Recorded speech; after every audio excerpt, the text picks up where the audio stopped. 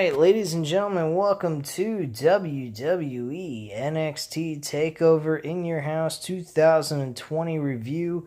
This was an entertaining, fun show, but not the greatest takeover event I ever seen, but nonetheless, it was fun. As usual, guys, if you're not subscribed to this channel, World of Wrestling, hit the subscribe button, hit the like button, and leave any comments down below based on anything I'm discussing in this video or anything else you would like to talk about the channel or anything in between that you would like to talk about in WWE or any kind of wrestling comments you would like to make in general. So, let's get down to business. I really was worried about this match card when I saw that Adam Cole and Velveteen Dream was not the main event. The Women's Championship with Charlotte Flair was the main event. I was worried that this match was going to have Charlotte Flair retaining the title, and thank God. And this is the first match we're going to discuss here on the show. Moment of the night, ladies and gentlemen. Io Shirai winning the WWE NXT Women's Championship. Extremely happy about that. That was a moment in the making. This woman highly deserved to win the Women's Championship. I know in my preview predictions video, I did not predict Io Shirai to win. It was Charlotte Flair, but I actually wanted Io Shirai to win. I picked Charlotte Flair because she was the, I guess, easy prediction to predict who would win this matchup, to be honest with you. I didn't think they were going to move forward with Io Shirai being the women's champion, but thank God they did. It's about fucking time, and I really felt that Io Shirai was the right person to put the title on at this point in time. Now, she didn't end up beating Charlotte Flair, so you more than likely are going to see a rematch between Charlotte Flair and Io Shirai. She did a moonsault off the top rope while Rhea Ripley was in the figure 8. She connected, hurt Charlotte Flair in the process with that maneuver, and got the 1, 2, 3. She also did an amazing crossbody off the top of the In Your House stage that looked absolutely awesome. This matchup, I'm giving 4 out of 5 stars. Solid, entertaining matchup. Very good shit. Mentioning about the actual setup of the WWE NXT TakeOver In Your House show. I really liked how they went old school with this. They also had like commercials for like Isopro, which was an old school item by WWE that sponsored WWE, I believe, back when they first started the WWE Raw, not Raw as War, but just WWE Raw back in 1993. I also loved how they used some old school mentions, like to buy any merchandise you would call 1-800 numbers, which the guy who originally worked in the In Your House shows, Tom Patton, I believe is how you pronounce his name. I forgot the name. But I know his first name is Tom. Or Tim. No, it was Tim Pattingale. Benendel or something like that. I forgot his fucking name. But he's a well-known guy that was on the show back in the day.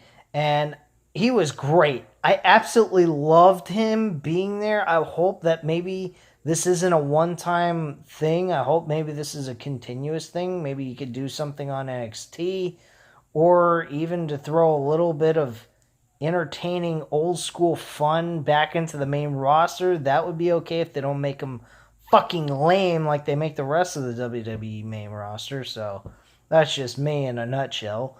But hey, I'm pretty sure everybody else is pretty fucking sick of this fucking company with their bullshit.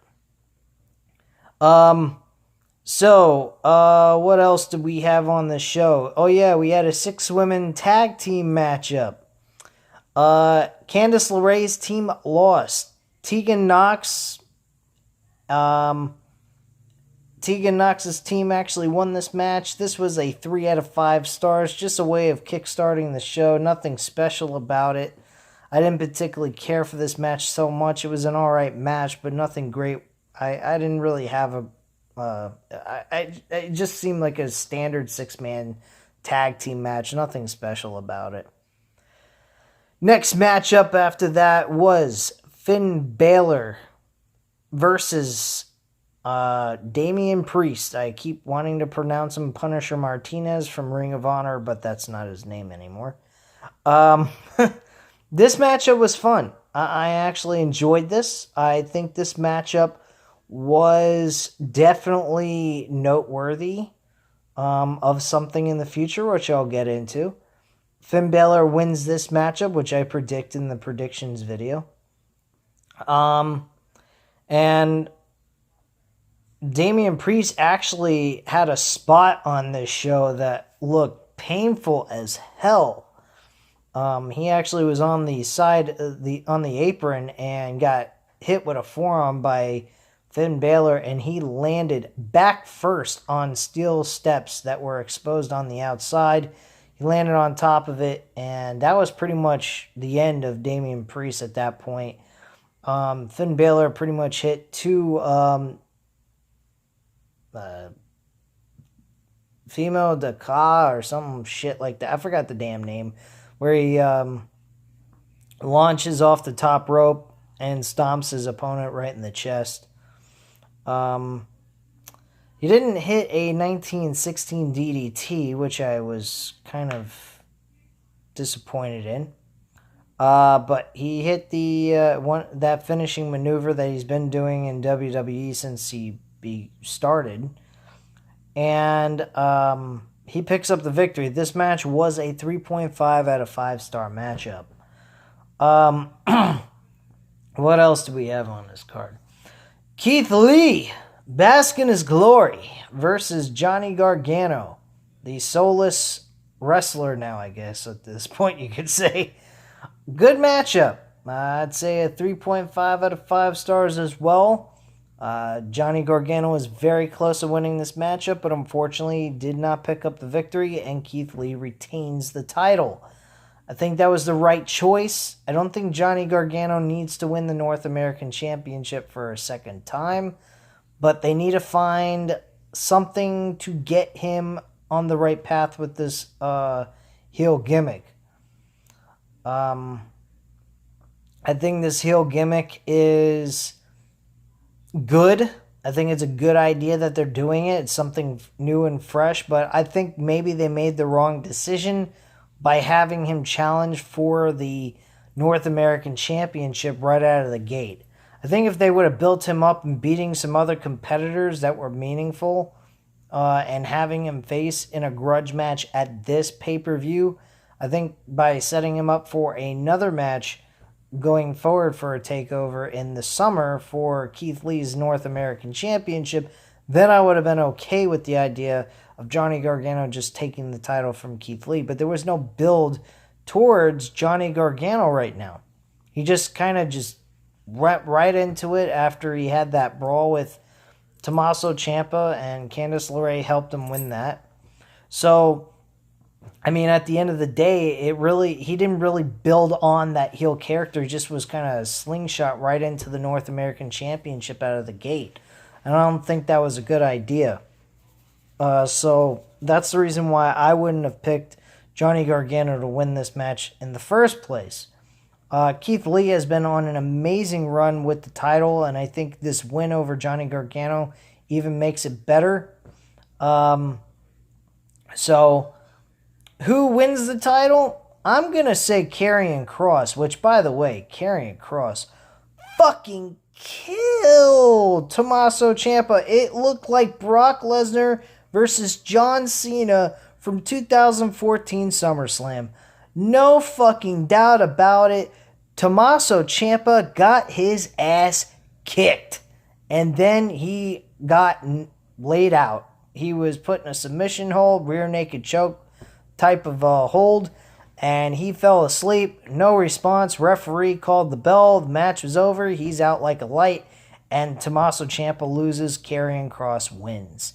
That matchup, I am going to say, ladies and gentlemen, that is a 4 out of 5 star matchup. Great match. Very entertaining shit. Absolutely loved it.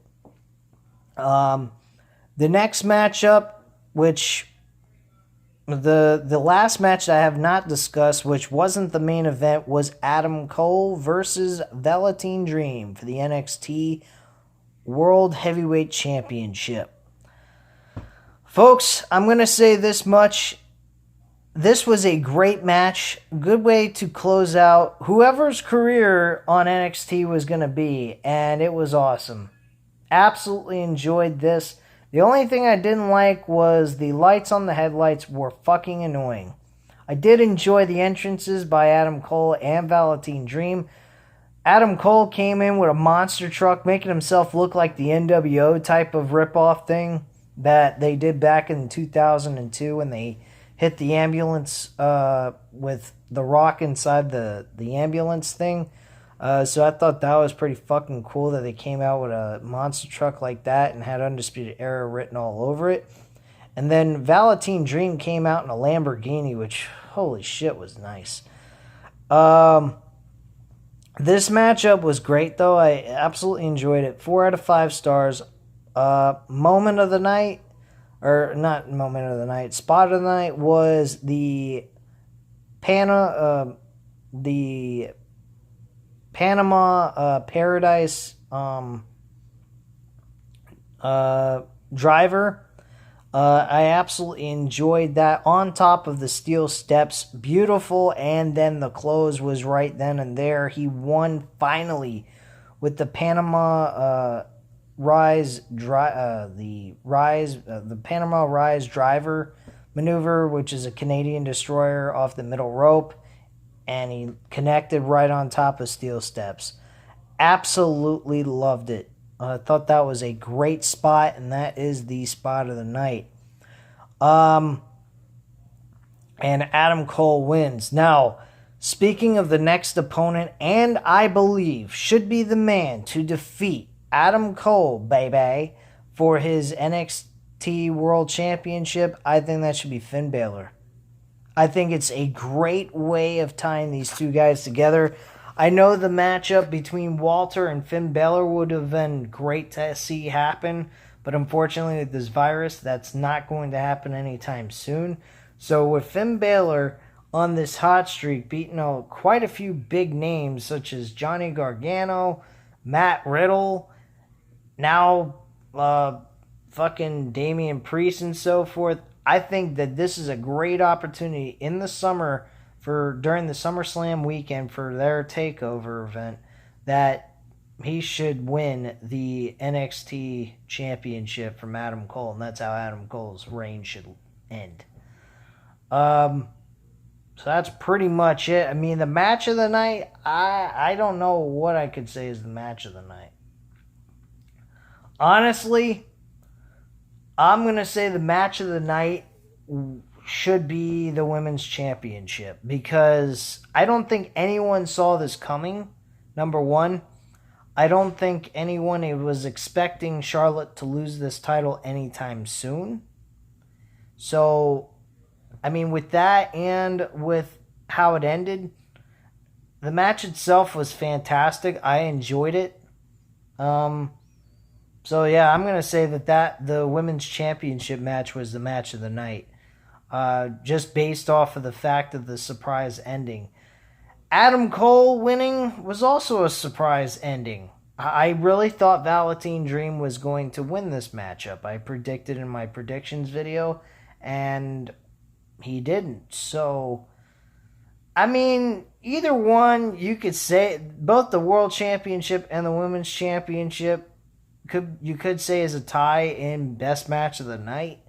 So that's really all I got to say on this event.